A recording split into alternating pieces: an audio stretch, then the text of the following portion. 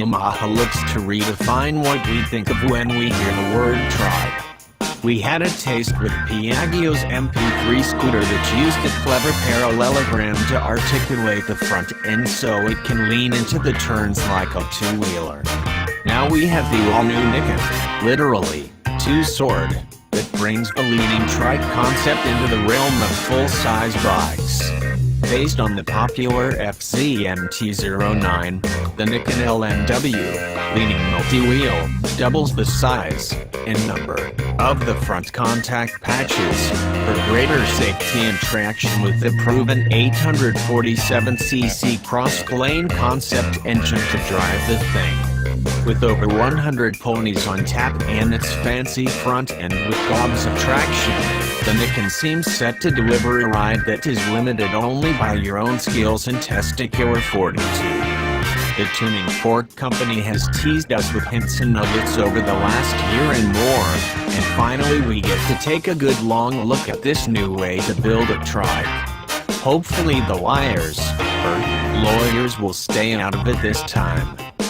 Yamaha heads into uncharted waters with the innovative Niken design that carries far more equipment up front than we are used to seeing, to say the very least. A short, wide fairing leads the way with a pair of LED headlights that come braced by LED markers DRLs beneath the spoiler brow that gives it a slightly pissed-off visage. A stylishly cut vented windshield helps break the weather off the instruments for sure, but it probably does little to aid in rider comfort. In fact, I doubt it's even large enough to form an air pocket you can tuck into when you really want to get moving.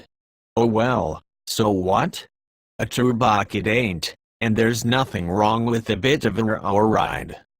The sides of the front fairing come with exaggerated cutouts that look much like wheel wells and fenders on a small automobile, no doubt necessary to make room for the major motion of the front end components.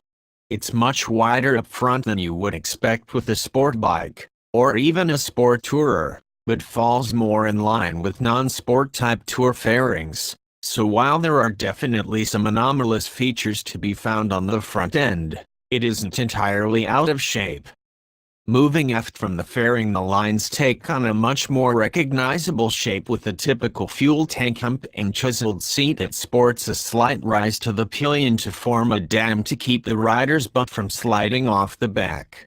JC handles and flip-out passenger pegs finish up the pillion hardware, and the tail light comes incorporated with the tip of the tail with small standoff turn signals to complete the rear lighting.